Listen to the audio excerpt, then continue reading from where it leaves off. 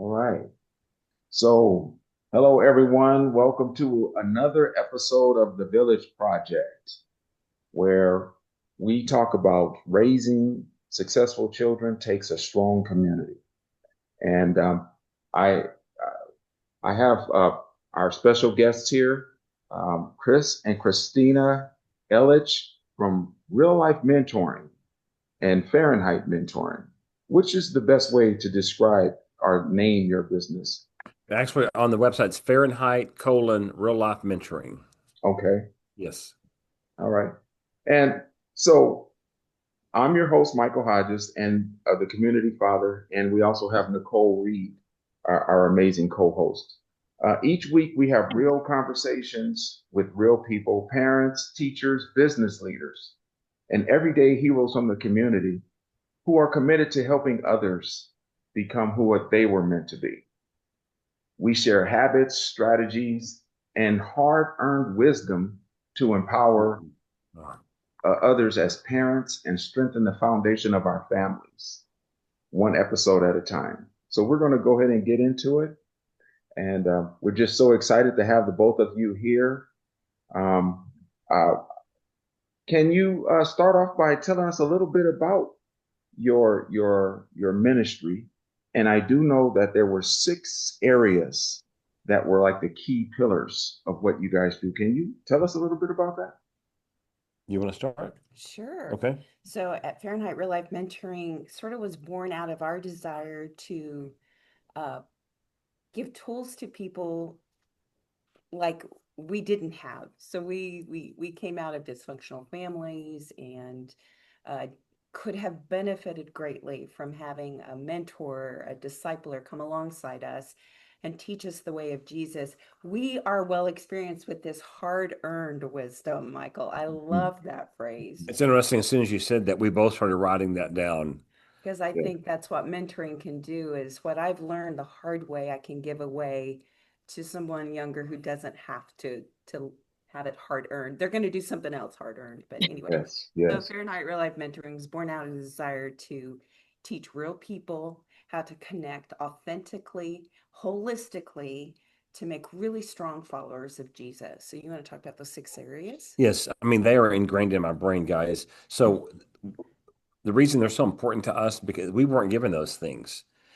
People would hand us a piece, but we need to talk about everything that impacts a person because they all impact one another. So if I say, well, I don't want to talk about my emotions as a man, but I want to talk about all the other areas, there's a huge deficit because my emotions do impact everything else, like the relationships I have. So we are spiritual, physical, mental, emotional, relational, and professional, or educational if you're still working on your education. Uh-huh. Each of those areas are important. They each need to be talked through. Today maybe if you were mentoring me, Michael or Nicole, and I show up for coffee with you, and I may need to talk about something with my job, my career, Yes. and you as you're talking with me, and you realize, all right, yes, that's important, but I think Chris has a wrong perception of his identity, maybe, and Hmm. he's thinking this job is going to take care of that. And so we need to either that moment or the next time we meet, let's talk about that. We're still going to talk about your career, Chris, your profession, how you're going to earn a living, but we're going to talk about what's behind that as well. Make Yeah. sense? Yes. Yeah. Yes, sir. Yeah. We So we what we have found, guys, is uh, this that when mentoring is done well as Christians, when uh-huh. mentoring is done well, we believe that discipleship becomes practical, personal, meaningful, and effective. Yes. And discipleship was a class when I was growing up. And it Uh-huh. still is for many, many people. It's not a class, it is a relationship drawing me to the Lord. Yes. All right. So can we get into your life? You kind of mentioned briefly the things that you had to go through in real life. So starting with you, Chris, can you tell us a little bit about your upbringing? I know you had mentioned to me that you were raised by a single mom and you didn't really have much of a relationship with your father. You want to go ahead and share about that? Gladly. So I'm one of 6 children. Or the daughter, my sister above me died at birth, and so there were 6 of us. My parents got married really young. My dad was a professional musician, had Mhm. all these dreams. He was very gifted musically, and he had, these dreams of. He took us to out to Hollywood early on when I was a baby to make records, and he actually did that. Something happened along the way. I don't know what it was. Then, I don't know how your families are, but those are things our families didn't talk about. I mean, Yes. I have no idea what happened, but it didn't turn out well. And he became addicted to alcohol at some point. He got involved in drugs. And so what that does to the family home is just, it's horrible. And so he would be in and out of our lives. And basically, my mom would work manual labor jobs and to support five kids and herself. And one thing I've had to clarify for people who are listening to our podcast that we do, and when we're mentoring, sometimes it can come across as criticism.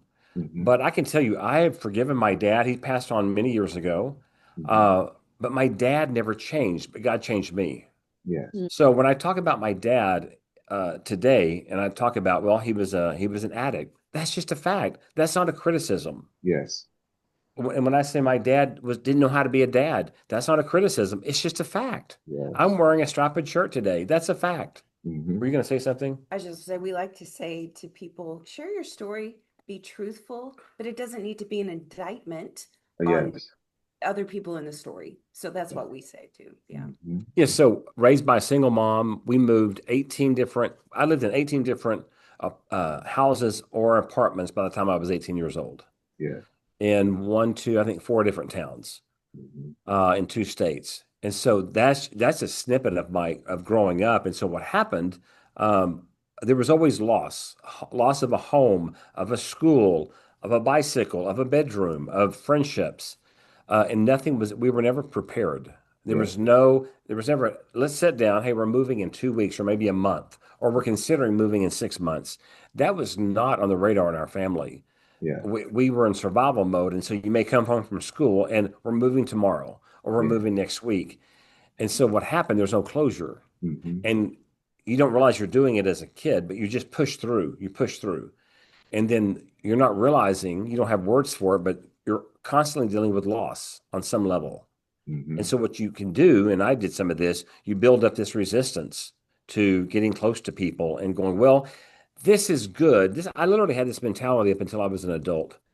This is good, but I don't want to get too attached to this relationship or house or job or whatever was good because I'm going to lose it. Hmm. Now, I didn't use those words, but that was happening in my self-talk. Hmm. So, my mom did an incredible job as a single mom, the best she knew how, and yet my mom was a hurt person as well from my dad.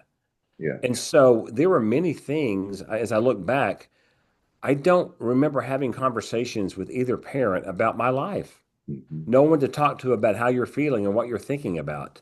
So, Right. as school teachers, you both are probably familiar with the I've heard ACE. of it. Yes, Okay.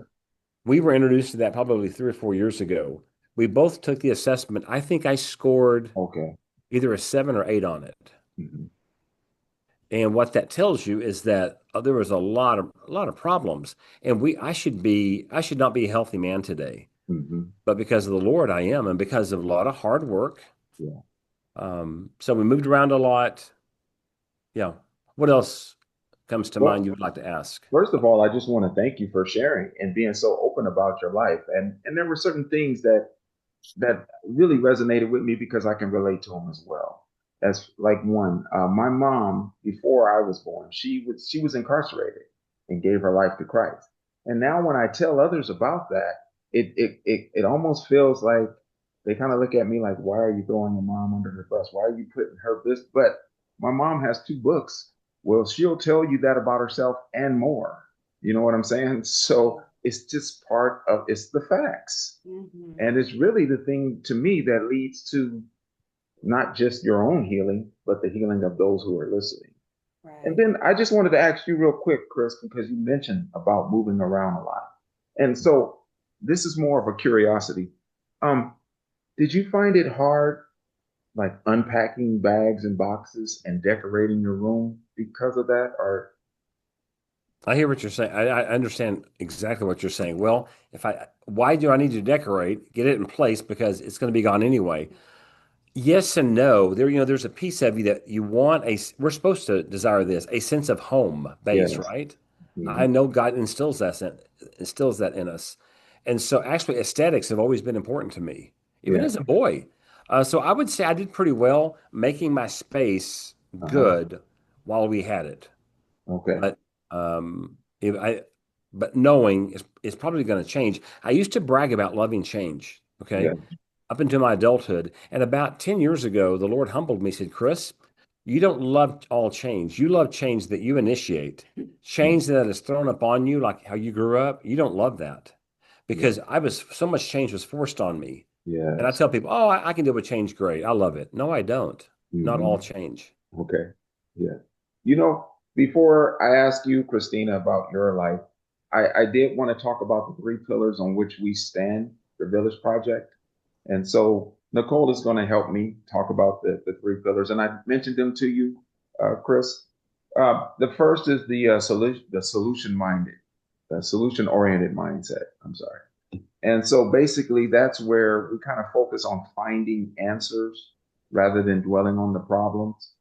And, unsuccessful communities kind of tend to get stuck in the negativity and the blame, and this is why this is happening, and this is who's to blame, and making excuses for their shortcomings and failure. Whereas the successful communities actively seek solutions and take responsibility for their progress. And so there are five legs to that, and that's reframing problems as challenges, taking responsibility, asking the right questions, maintaining a positive attitude, and a commitment to continuous learning. Mm. Yes.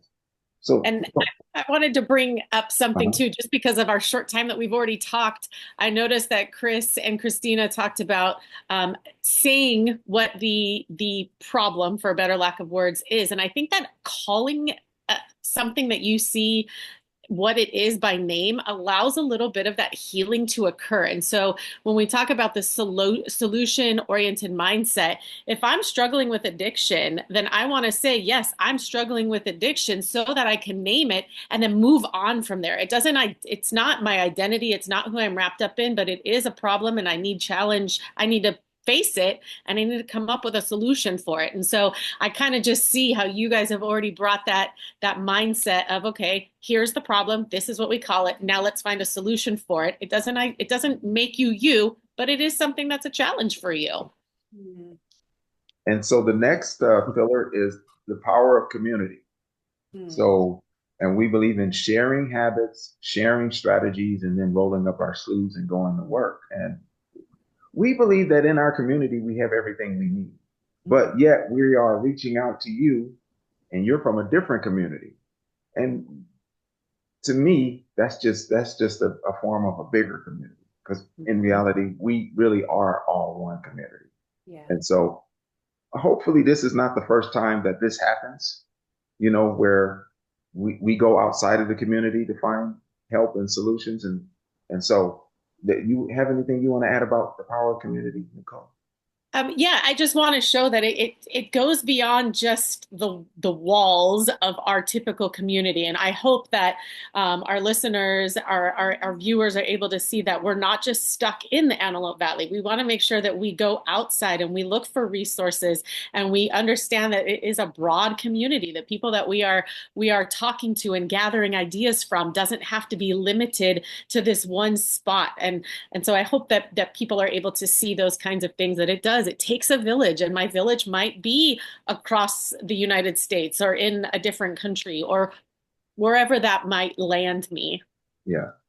And so then our final one, which I'm sure you two will love, is our reliance on effective mentoring. And this is kind of the thing that brought Chris and I together. He reached out to me on one of those, I can't, something like, what was it? Do you remember It what was it was the alignable platform. Okay. So he I reached out to me. And at first, you think, well, who is this guy reaching out to me? I don't know him. But as when I responded to him, I started to find out that we kind of had a kindred spirit, and we both had this real a heart for men, helping men through their issues. And so we're leaning heavily on mentoring in the Village Project because we know that we're going to have parents that just really are lacking a lot of the social basic skills, that are lacking the finances, and a lot of the things that you mentioned in your 6 areas. They're going to be lacking in those areas. And so we're going to be dependent on 3 major things: real talk, like you said, telling it like it really is, no judgment for the not knowing. If they don't understand something, we don't want to hold that against them. And then walking it out together. Yeah. And Nicole, you want to talk about effective mentoring? Yeah, the biggest thing for me with that is walking it out together. Michael and I often are like, we don't want parents to feel like they're doing this by themselves. We both came from situations, whether they were childhood or into our adulthood, and to have people walking alongside of you is so powerful and it's so helpful because you just don't feel alone. You feel like, okay, I've got somebody who's walking with me, who can support me. And when I fall, they're there to say, hey, I'm right here by you. Let me pick you up. Let's keep walking. Let's do this journey together. So I really find that one, effective mentoring in those 3 categories, is just super powerful. Yeah. So, Christina, are you willing to share about, the things that you went through growing up? Sure. And I always say I do so with my breath a little bit held because there's a lot of pain in my story. And Hmm. when I have tried, I only have one parent that's still living. Hmm. When I have tried to go back to those pain points, there is a rejection of that. And so, in honor of him, I will share a little bit broadly, but grew up in a home where my dad was in the military. Excuse me. My water. Sure. And we traveled all over the world, lived all over the world. Hmm. Um, my mom was very broken. At 16, she tried to take her life. She was put in a mental institute because that's what you did in the 1960s, and she was there for 9 months.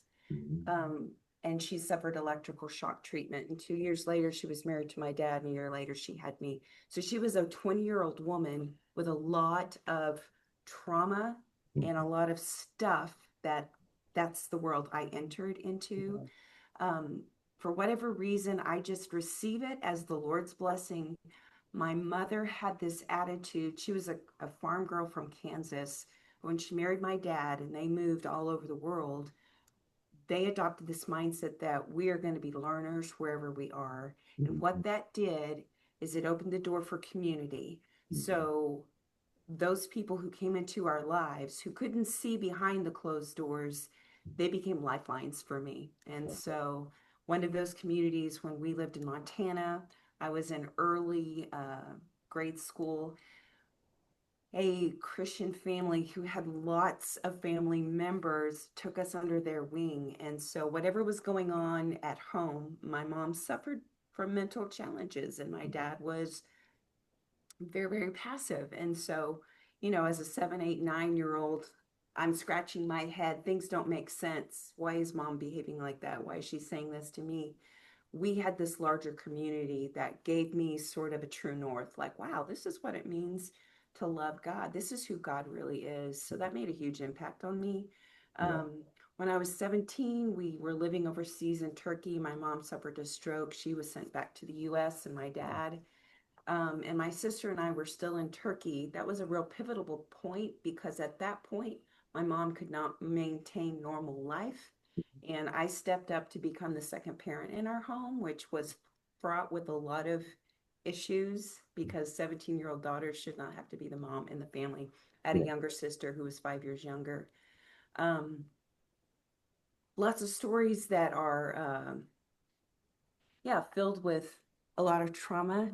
And then at 27, when I was 27, my mom ended up passing away through very difficult circumstances. And the trauma didn't end there. So I was faced with a unique opportunity in looking back at all the things that had been inflicted or things that were left to happen to me. Um, yeah, from that time until probably 35, it was an adventure in healing. figuring out, whoa, wait, what? That's not normal for parents to do. What is normal? How do I undo the stuff that's inside me and the way I think and the way I'm overly responsible for every person and everything in my life? Why is this? And I'm still on that journey, right? I'm 56 years old, and I recently, sitting at my backyard, I call it my sanctuary, and I told the Lord, I don't want any dark place in me. I just want you to come, Holy Spirit, and invade all the yuck that's still there. I just continually want that, to be in process and learn. So that's kind of my story in the non-specific, specific area of my life. Yeah. So before we get into your parenting habits and strategies, at first I want to say thank you very much for sharing, Christina. I know it's not always the easiest thing in the world to talk about past pain, but one thing that you guys have demonstrated already is the number one power in mentoring, which is the ability to share your story. And I felt it coming from both of you as you were both talking. And to me, that's the first step in reaching others and bringing about transformation in other people. Mhm. So I appreciate that. Thank you both. Nicole, did you want to comment on anything?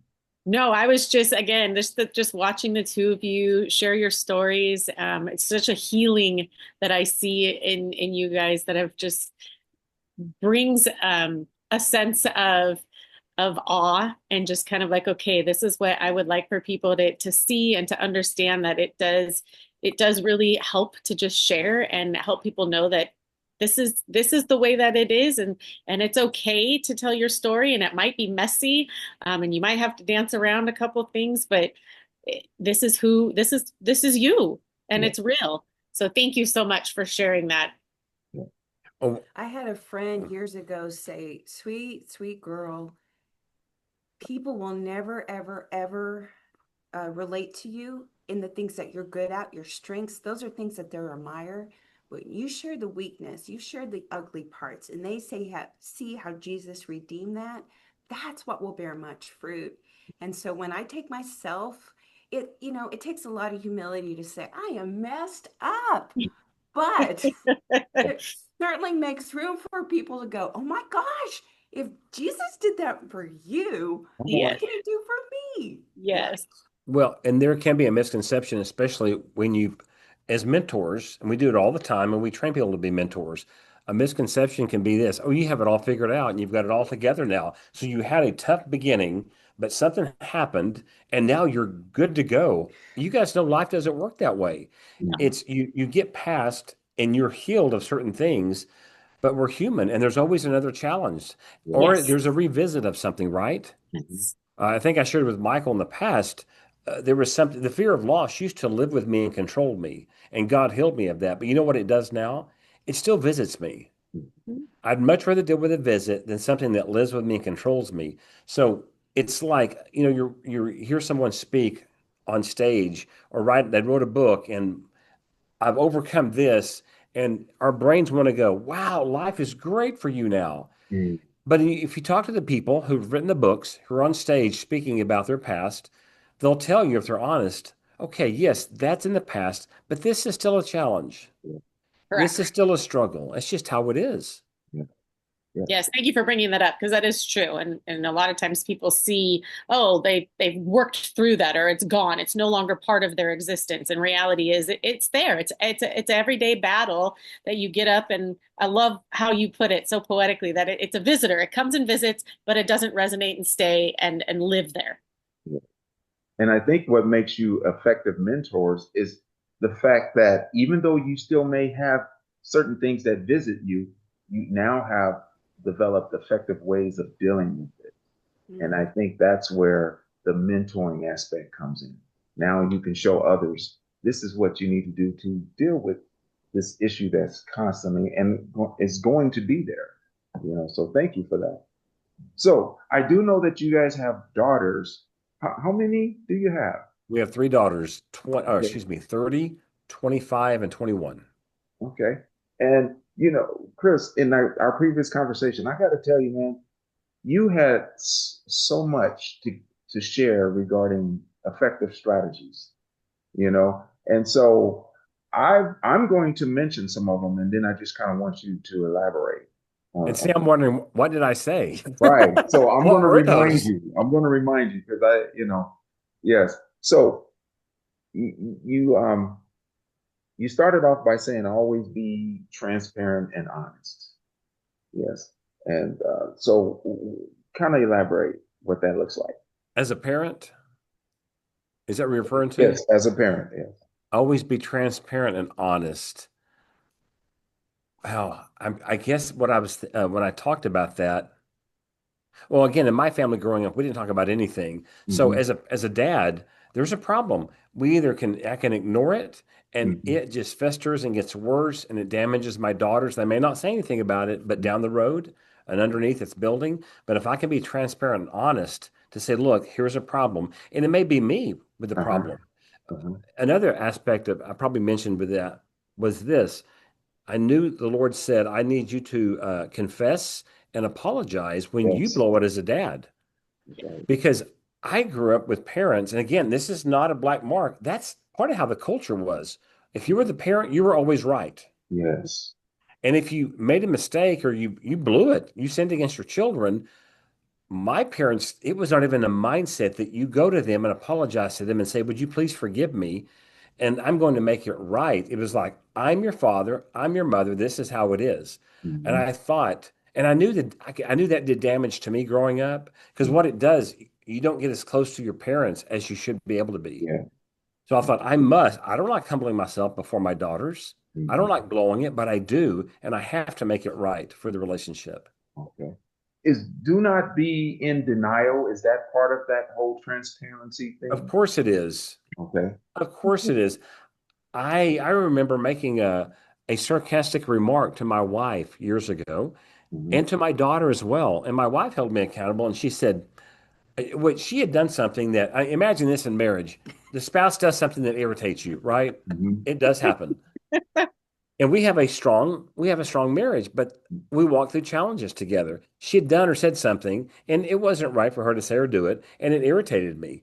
Well, she came back later and apologized. And my response was this: thank you. Yes. And she looked at me and I walked away.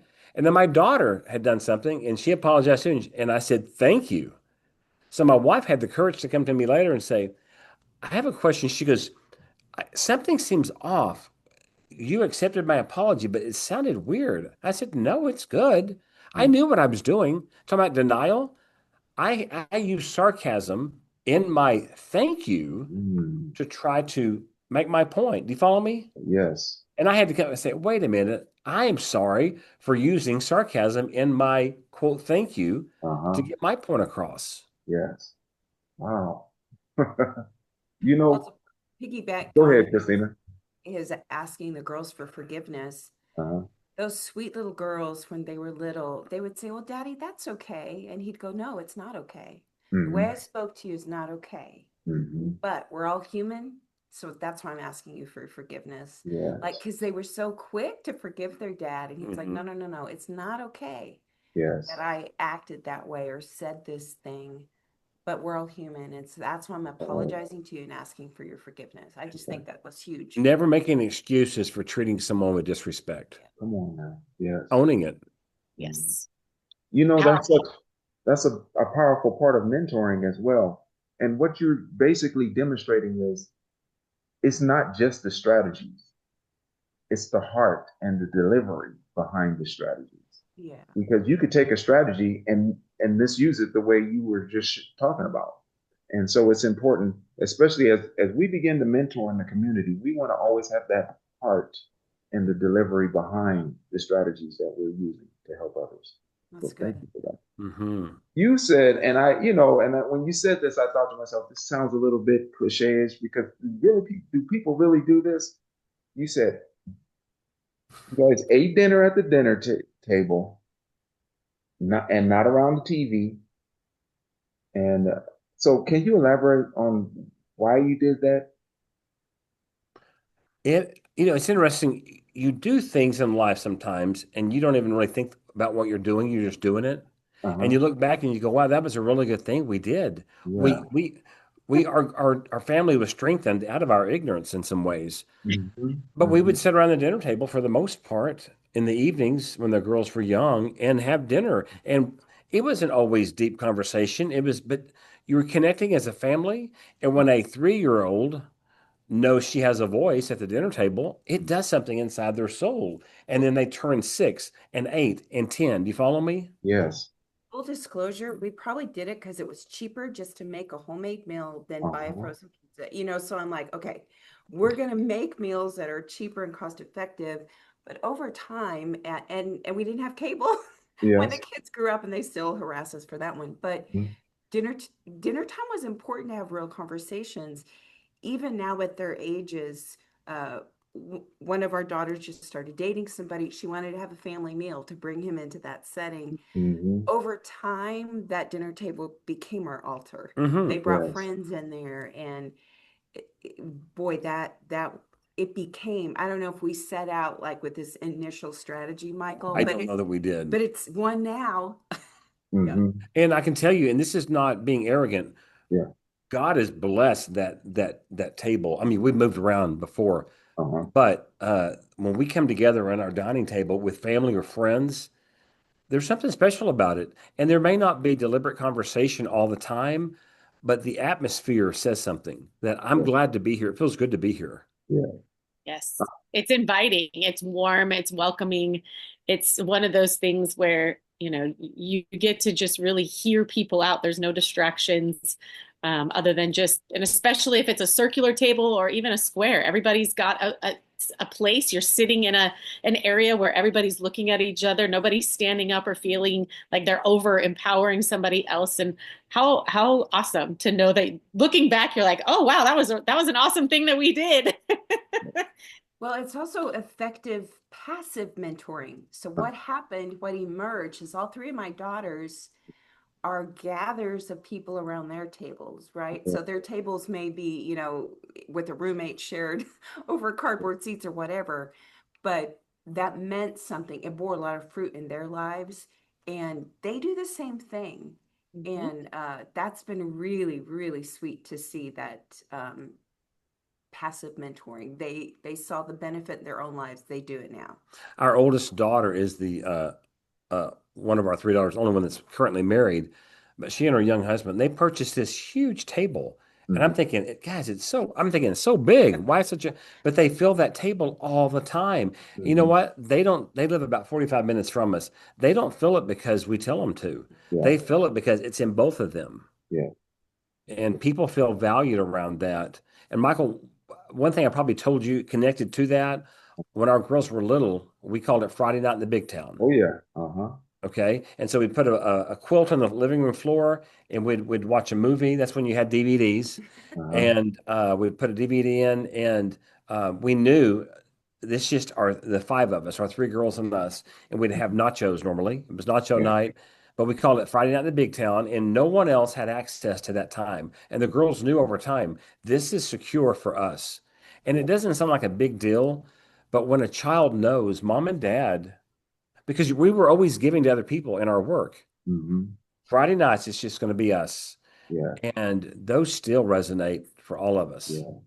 Yes. Yeah. That's one of the strategies that I'm really going to really put emphasis on, not to just kind of force people, but to show them that there's value in that, especially now that we're up against the challenges of children having cell phones. And like you said, all of the streaming and cable and all of that, there's always something to distract us, the family members, from really having those real connections, and with the politics dominating the news and all of that. So I just believe that that's just something that really needs to happen in the home, especially when the kids are young. And if you start when they're young, then it won't be such a challenge when they get older. So it's a way of having ministry within the home. That's just so beautiful. And yes.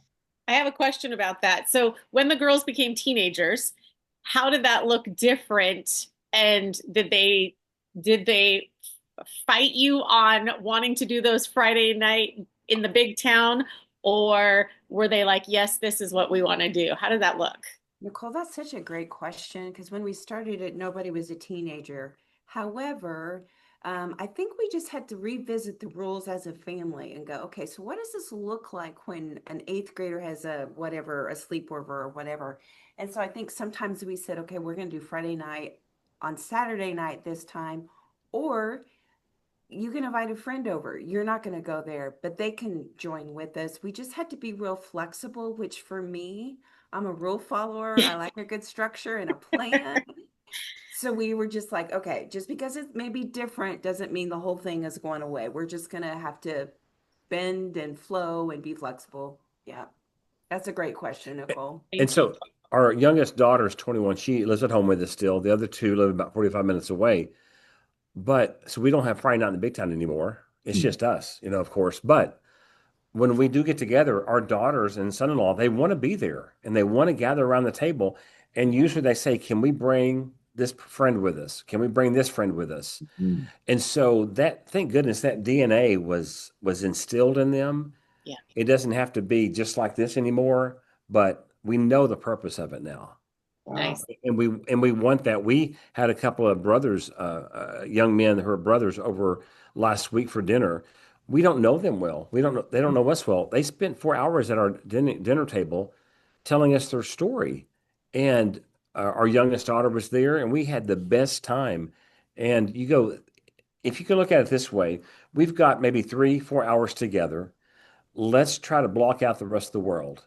We Mhm. can't change anything in the world during this time, but we can come together and enjoy getting to know one another.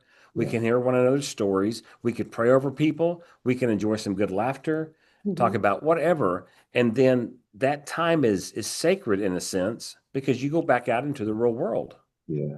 Yes. Well, it sounds really simplistic and maybe a Mhm. little out there, but I think the dinner table kind of hits all three of your platforms in Yeah. solution-oriented mindset, right? Around Mhm. that table, you're reframing things, you're Mhm. giving solutions, you're asking questions, so somebody could have find their own solution, right?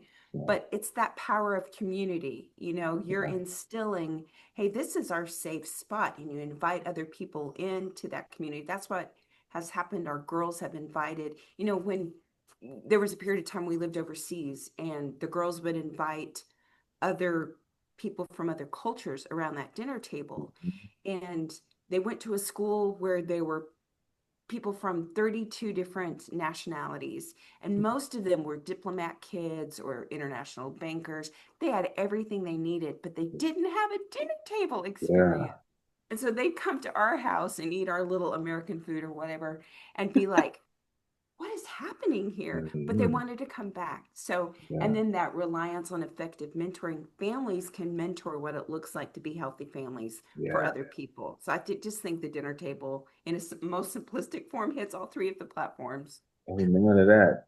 But Chris, go I, ahead. I do realize though, we're talking about parents, single parents sometimes, Yeah. they're just Hmm. trying to pay the bills. Right. And maybe the ex-spouse is causing problems. Mhm. I mean, that was my life growing up. We Yeah. didn't have those Right. dinner times around the table. It was to No. eat and be done with it. Yeah. Okay. So I have great compassion. So we sound like maybe, well, how nice it is to have that life.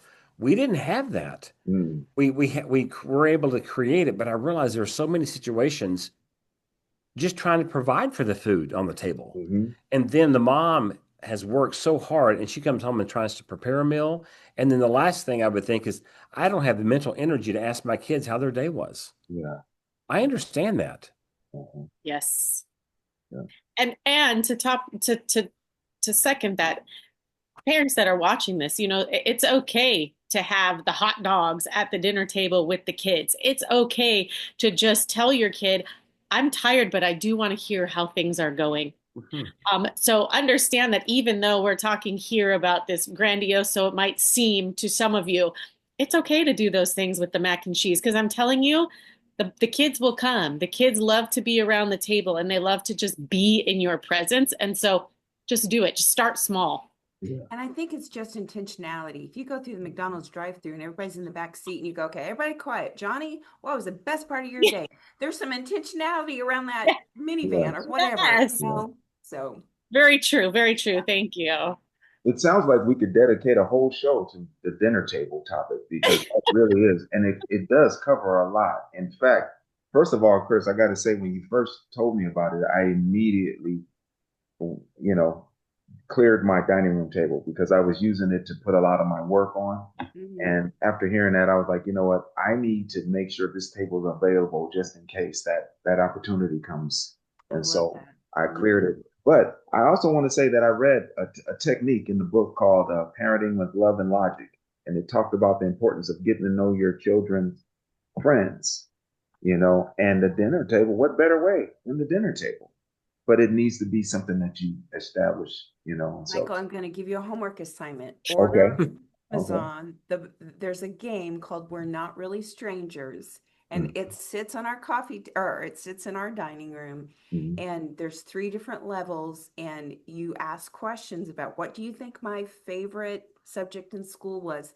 It helps people have intentional conversations, and we keep it on our dining table when somebody comes over to eat. Yeah. Okay. Wow. Yes. Okay. So let's go into parenting. We talked about parenting strategies. Let's talk about suggested strategies. And I had asked you some things, Chris, about what would you suggest to parents that are struggling, and just for parents in general, strategies that they can use to raise their children. And some of the things that you said is you said, talk with children, not at them. Mm. Do you want to elaborate on that a little bit? Yes, that did not resonate with me for years. I mean, I look back and I don't remember having a conversation with my parents really.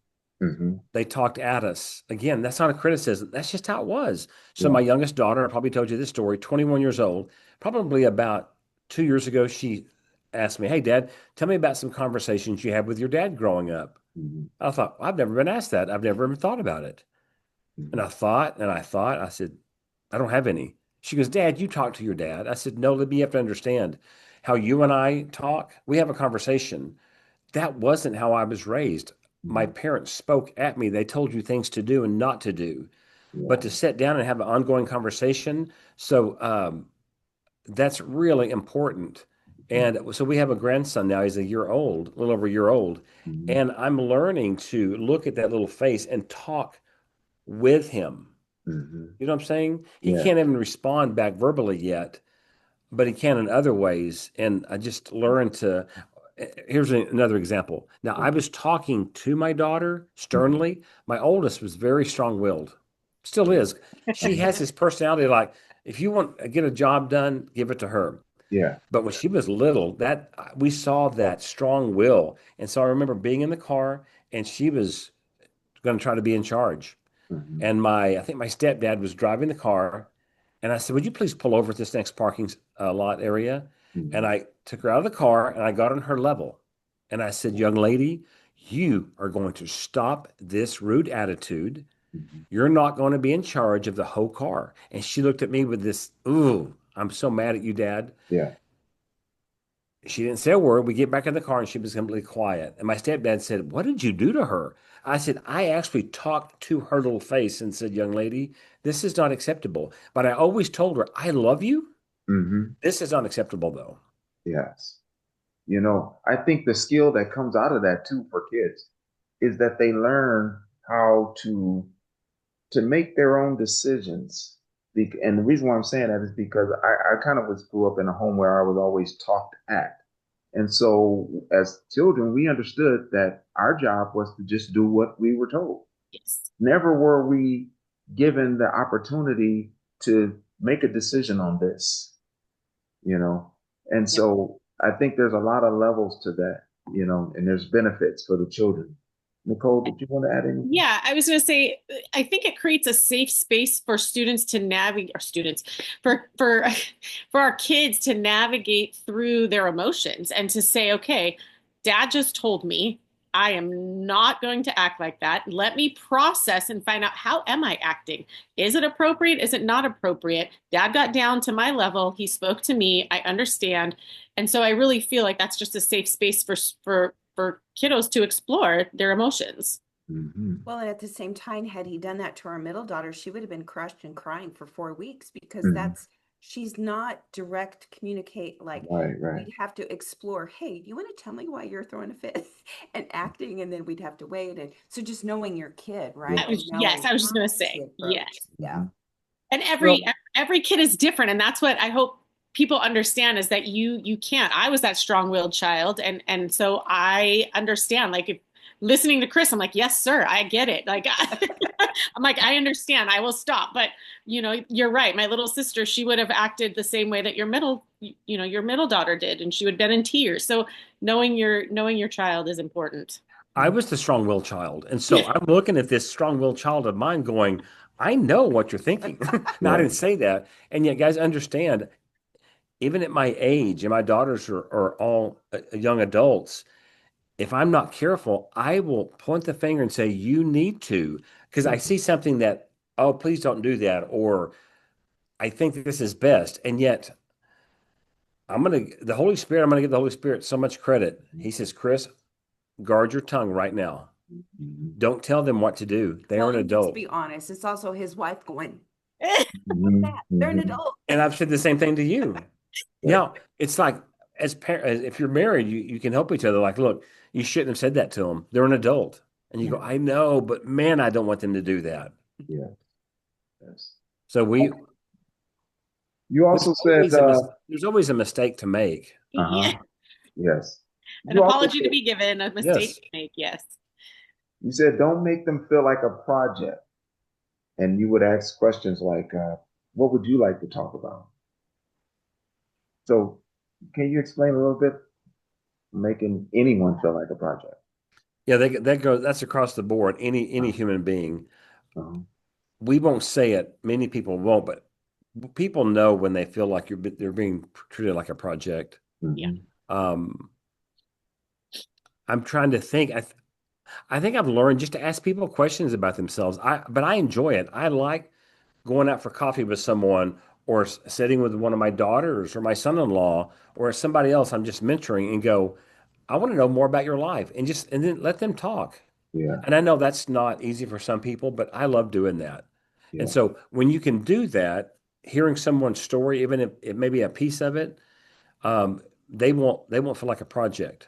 Mm-hmm. Yeah. And I think sometimes, and I know I was guilty of this when when I was talking to my kids, I already had an agenda that I wanted to push. So even though it looks on the outside like I'm spending time having a talk with my kids, I'm really trying to push what it is that I want to say, Mm. as opposed to really trying to find out what's going on with them. And thank God for the women in our life that see that and call us on it, when we're doing those things. I've Um, done the same thing. yeah, yes. So you said something, you said it's not the frequency and how many times you meet them or the length of time you spent with them. It's how deliberate you are in conversation. I thought that was very powerful. I'm gonna have to put that quote on social media with your name underneath it. Can you tell us a little bit about that?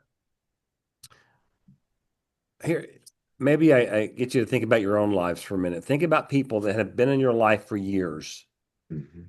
and yet you really don't know one another at a heart level Mm-hmm. because you've never had real conversations. But you go, that's crazy. We can know people for many years and never have these meaningful conversations. It happens all the time in families, I believe. Yeah. Yes. And so I go, well, I can know someone a short time, and it really has to do with how deliberate and intentional what questions am I asking? How Mm-hmm. well am I listening? How much do I really want to hear? Yeah. Yeah. And I an mean, effective strategy I think that I've used is tell me more about. Mm. And so I'm one that likes to talk, and so I've always, based on what you're saying, Chris, that's something that I want to know more about people, and so I have to shut my mouth and really put my ears listening to hear their heart, to hear their story, and as we went back to the previous one, and not make somebody feel like they're a project. I really genuinely care about you, and I want to learn about you. Mm-hmm. Yeah. Before we get into mentoring, I did want to bring up one more. You said, now that your children are grown and out of the house, You said you don't let a month go by without sending a message or something. Yes, did I say a month? I mean, that sounds crazy to me now.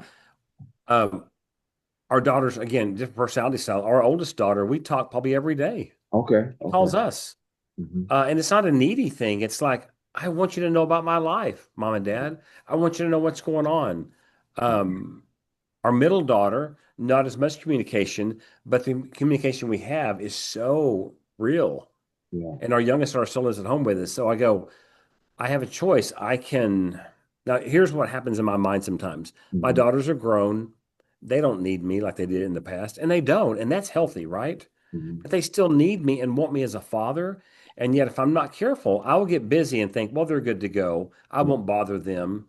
No, they need to be bothered some, and they need Yeah. to be reminded, God, Dad loves them. God, Dad Yeah. loves me. Dad thinks about me. Mhm. He wants to know, is my car running okay? That's just something I do. How Mhm. I asked my daughter yesterday, who was visiting, how's the car going? Oh, it's good, Dad. Mhm. And you go, well, that's just a simple thing, but it shows her that I care. Yeah. And so, no, I can't imagine going a long time without having communication with our daughters. Yeah. And it's not a forced thing. It's something that grows over time. Okay. Yeah. I've also learned the older we've gotten, Mm-hmm. I'm gonna do things that they're not gonna miss or value until after I'm in heaven. Yeah. Mm-hmm. Like there's just certain things you can't get until it's been lost. Yeah. So like several years ago, every Monday, I sent an intentional message to every single person in our family about this is what I prayed for you. Um, this is what I felt applies to you, and I leave a voice prayer praying that over them. Now, I've not done that my whole life. This has just been something new in the last few years. And sometimes I'll get a thumbs up, sometimes it'll go ignored, Right. whatever. But I thought, you know what? there it's coming from my pure heart. It's Yeah. investing in them. But those are also gonna, well, we trust that God's going to answer those prayers and have that come about in their life. But those are also going to be the things that when I'm gone, hopefully they'll want to pass that on to their Yeah. children and grandchildren. I Yeah. love that, Christina. Especially, because I do that. I reach out a lot, but sometimes I hear the crickets, and we think that we're not really making an impact.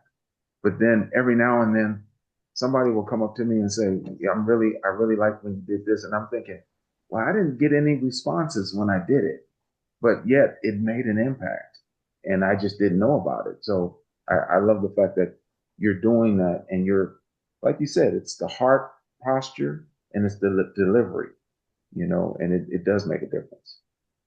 So, Intentionality. uh, Intentionality is the word I think of when I hear that. okay. So mentoring. Um, one thing you said, Chris, that really stuck with me was you said when mentoring parents, you have to care about their children as well. Mhm. Say that again. You said when mentoring parents, you have to care about their children as well. Oh, okay. Absolutely. Uh-huh. You want to add anything to that, or? Well, mentoring, if it only stops at that person that's in front of you, Uh-huh. something's missing. Because Okay. you mentioned the heart, and this isn't being cheesy, but we're trying to impact people at a heart level. And Yes. so we want to cover all 6 areas, and we want to really know about you and know your story and care about you and get to know you. And so your heart's impacted and give you some tools, Mm-hmm. practical advice, some wisdom. When that happens, they go home to their children, and I can't imagine it's not going to happen. Yeah. I learned this today from this man or woman. I'm giving it to my children. Yes. That's how we're better mentors all the time. We're always learning. I Mm-hmm. go, that's not something I came up with. That's something someone taught me. Mm-hmm. Yes. So I look at this, I go, I have men that I've mentored and I've impacted their children and I've never met their children yet Mm-hmm. Mm-hmm. Yeah. because that dad is being impacted by me spending time with him Uh-huh.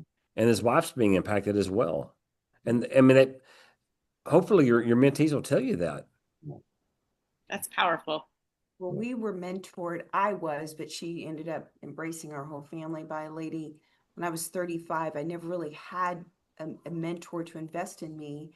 It was a woman about 12 years older than I was. Mhm. She had lost everything. She lost her family and her marriage. And because of all the things she lost, she became an advocate for the family and for Mhm. parenting.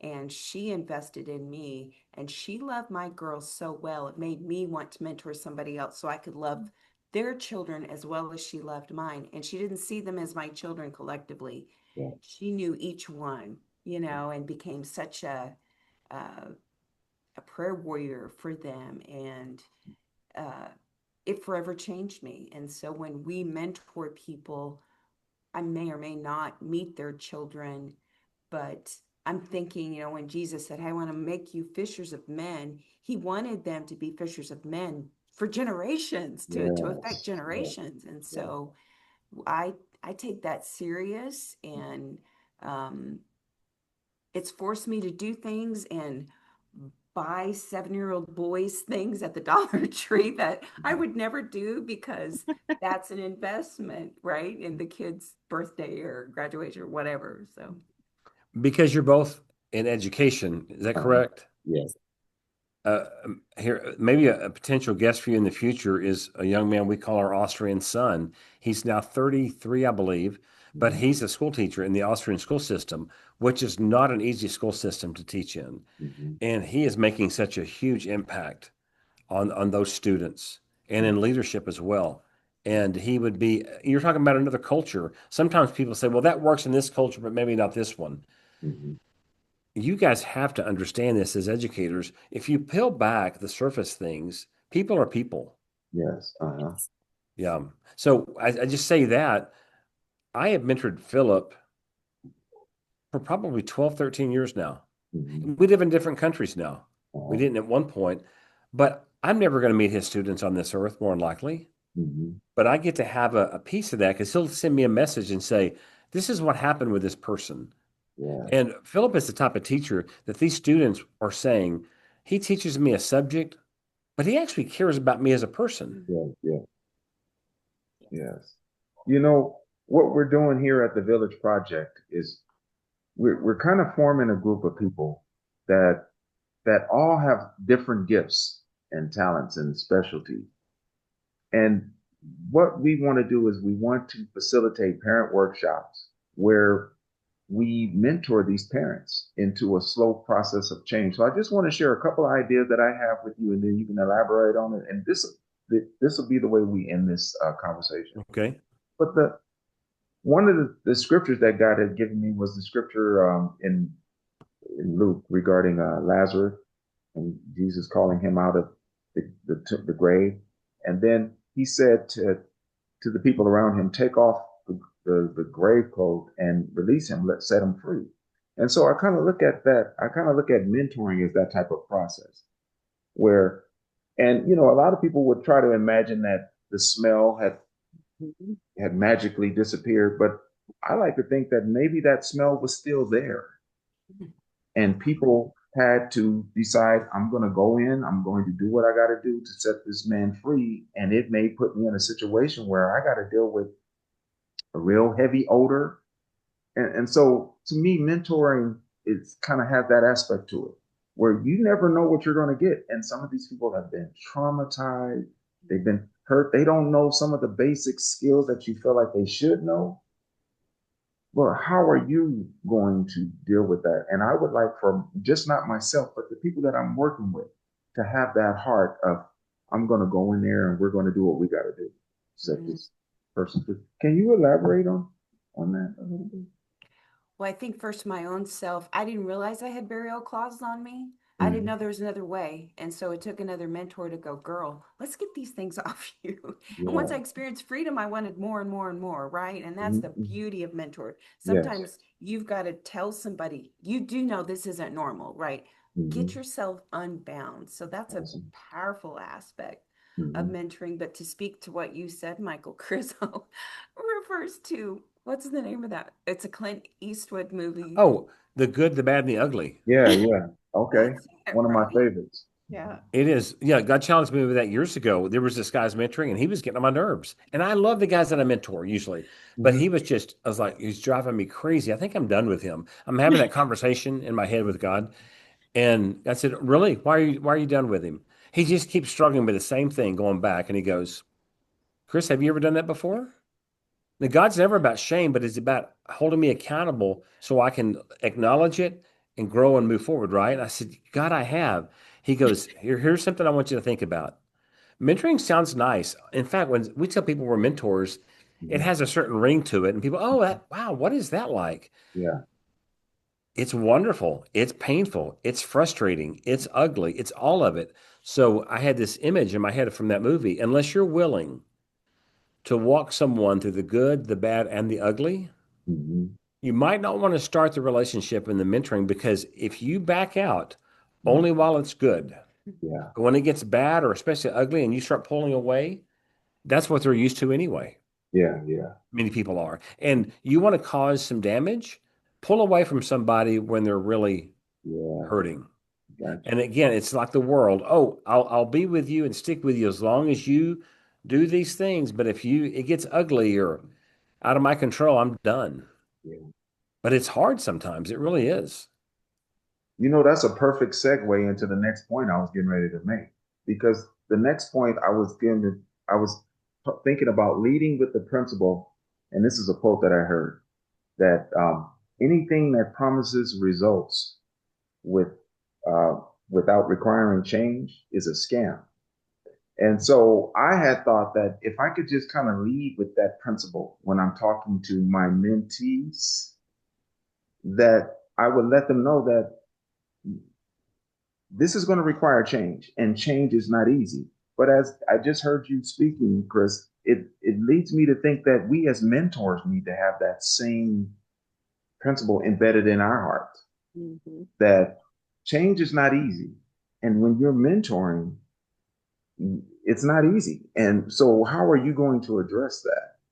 And so there's a process, it's going to take humility, it's going to take persistence and keep coming back, and so I think you kind of helped me to have a better understanding on that principle because it just doesn't apply to the mentees.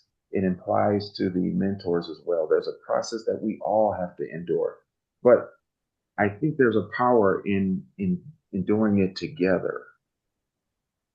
So, Results require change. I mhm. wish it wasn't that way, but it is. Yeah, I remember years ago sitting around an extended family dinner table and we're all enjoying this great food, a lot of food. It was so good.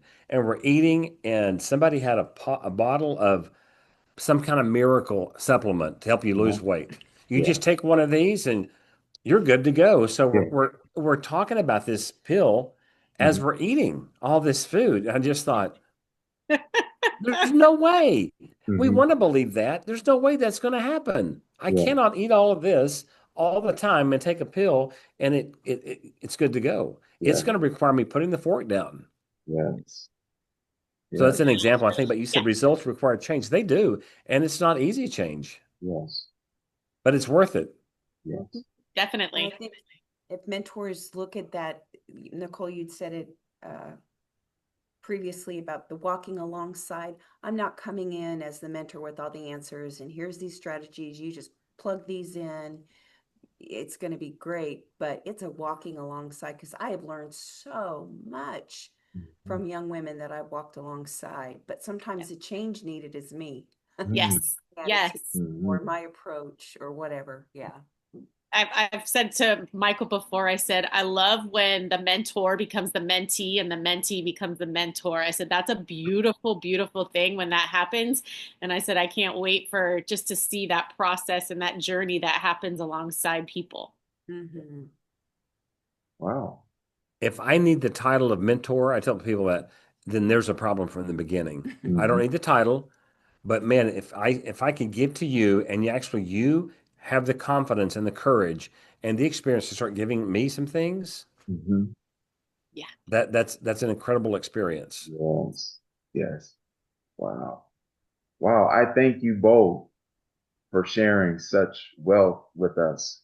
I mean, I learned a lot, gleaned a lot, and I think the Antelope Valley is going to be better just because of this conversation that we're having with two people from Oklahoma. You know? Yeah. So, is there anything else you guys would like to add before we wrap this up? I love you were talking about the power of community, and I wrote this thought down that, my community has been really broadened. Mm-hmm. I build community with other people who are like-minded. So you're in California, we're in Oklahoma, but that like-minded, that's who I want to build my community with. So Yeah, that crosses borders and time zones and everything else. So yeah, yes. Well, thank you so much. I've learned so much from both of you. I'm excited. I hope that we get to have more conversations in the future, and I look forward to those times. We do too. We have our own podcast called Real Life Mentoring, and I cannot imagine a reason you guys don't need to be guests on ours the next time Okay. Yeah. because we'll have some questions to ask you. Yeah. Yes. Yes. and to see if Michael followed up on his homework assignment and ordered that game. Got to Yes. get that game. I was actually thinking about that, and I was thinking not just to use it at home, but use it in men's groups and everywhere I go. Yeah. So yes, I love that. What's the title of it? By the way, I do have this recorded, but what's the title of it? We're not really strangers. We're not really. I love that. You get it on Amazon. I think it's under $10. It's wonderful. Yeah. Okay. So that's a wrap for this episode of the Village Project. We hope today's conversation gave you tools, insight, and encouragement to grow as a parent and as a person. Whether you're facing challenges or just simply seeking better, remember you are not alone. Change is possible, and the village is here to walk with you. So, from our hearts to yours, we thank you for being part of this journey. We thank you for our guests, Chris and Christina Elledge from Real Life Mentoring, for being with us. This is Michael Hodges, the community father, and co host Nicole Reed, and we're signing off. Thank you. Thank you. Thank you guys. Thanks. Bye bye. Bye.